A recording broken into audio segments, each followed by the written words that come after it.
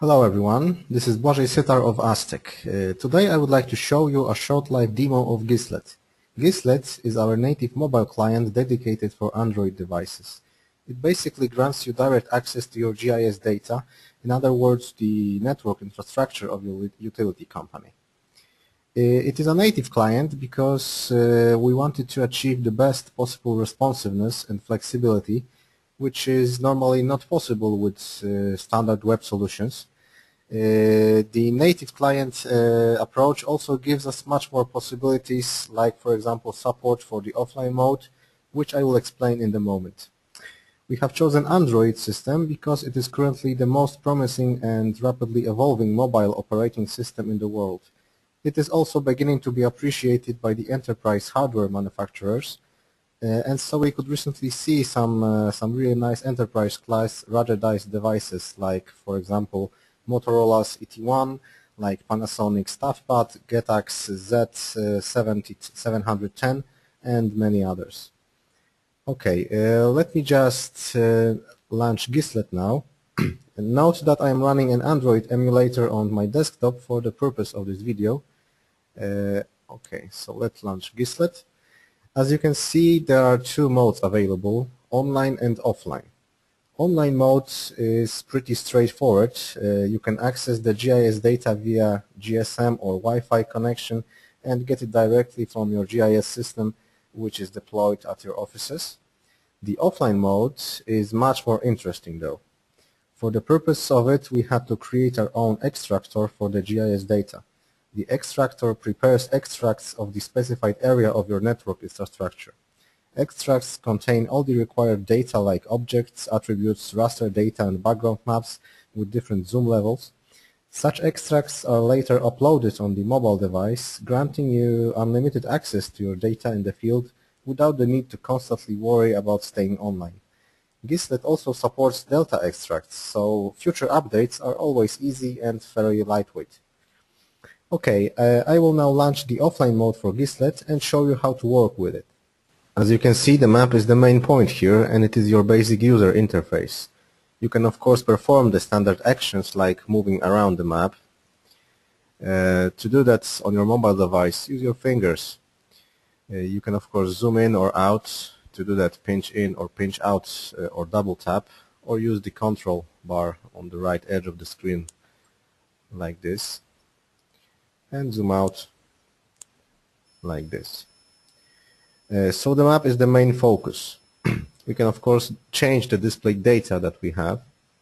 To do that, use the controls on the bottom of the screen.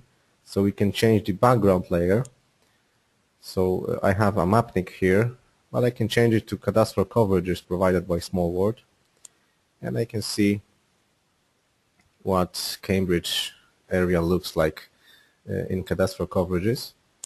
I can also change the infrastructure layers, so if I have a couple of different networks, I can switch between them pretty easily. You can see how quickly they switch. So I have an electricity network, which I can see here. It's a pretty simple example. Or for example a rail network, which I can see here. Okay, let's switch back to the road network over mapnik. And what to do if you want to see the details of an object. You can just simply find it on your map. So zoom in to a point, select an object, and press on it long enough to see the menu pop up like here. If we have a couple of objects under our finger, we get all the proposals that we could get here and scroll through them via those arrows. After selecting an object, we can see its details, like here. If you have more details, we of course scroll through them with our finger. We can navigate to this object via the inbuilt GPS module that we have available in our device, or we can center on it. If we stray somewhere else, we can press center, and we center on an object already zoomed in to the maximum level.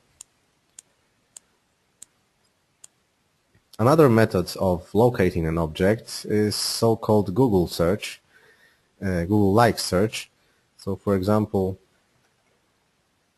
if I have a specific request, I just enter it here and get the possible proposals in the list here. After selecting one of them, I jump directly to the object. The object is highlighted. I get the menu that you've seen before.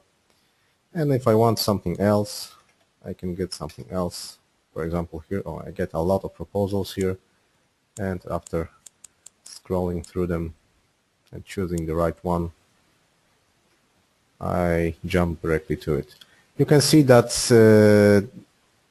the object is always visible in the full. The map is centered and the menu for the details is always visible. Another way of finding an object is an barcode scanner that we have implemented. It utilizes the inbuilt camera that you have available in your mobile device.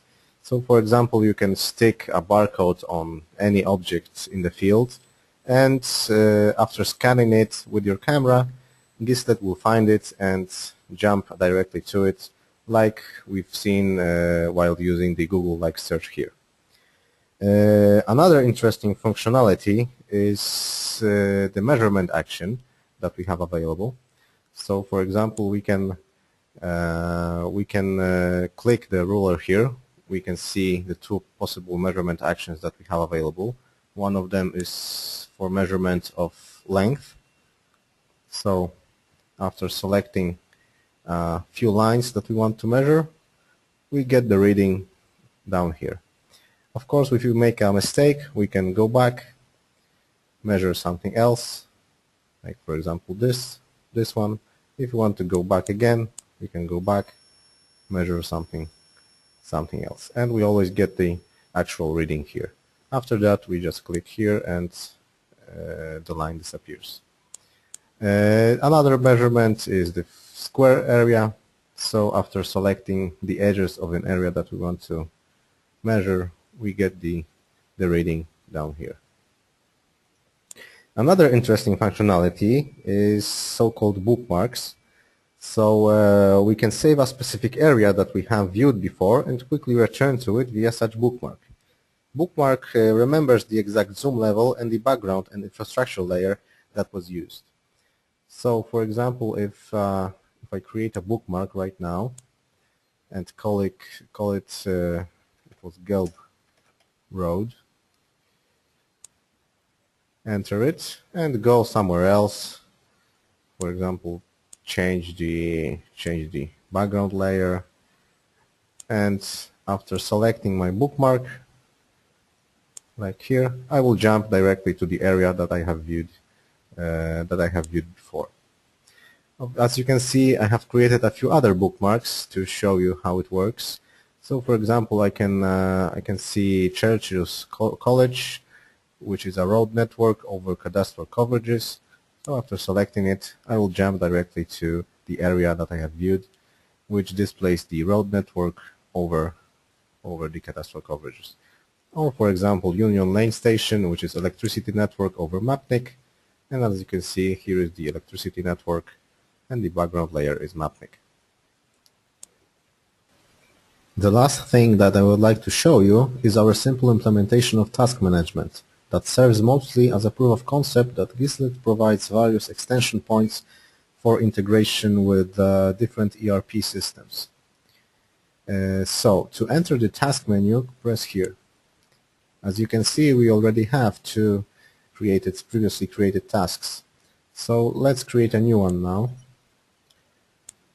Just enter the subject, which will be demo task. You select the type and status of the task from the list of proposals here. This is of course configurable. So let's choose pending, category inspection, and a short description which will be inspect here. After accepting the task, you will see that we get a red line menu popped up here on the top. Red lines are used to geographically reference the task to a specific position on the map. So let's use some red lines to specify what areas of the map are specifically interesting in reference to this task. So let's choose a red lines that will select this building here. Let's choose some general lines that will select the bigger area around the building, and some dots that will specify some specific points inside the building that need inspection.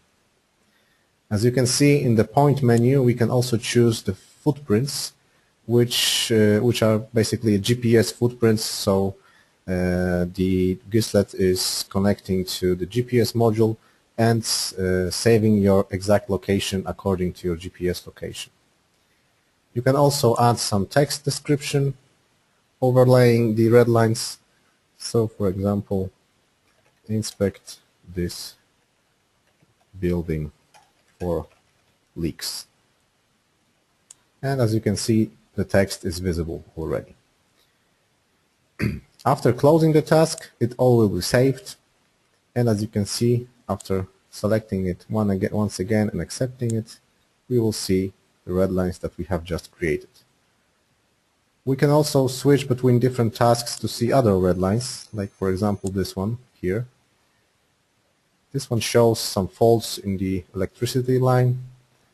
The red line menu also allows us to modify the previously created red lines. So press on the pen that is visible, select the red line, press the pen one more time, and then you can change the shape of the red line as you wish. You can either save it or return to the previous shape. You can change everything like this, so all those dots can be also changed. As you can see, we can move them freely. And after completing your work with the task, just close it and you can go back to the other one. As you can see, we have a menu here that allows us to open the task, to see the details, or just to delete it. Okay, and so we have reached the end of this demo. I would like to thank you for your attention, and please feel free to write and call us with any questions you may have. If you would like to evaluate our solution, it is also arrangeable, so get in contact with us. Okay, thank you, and talk to you soon, I hope. Bye-bye.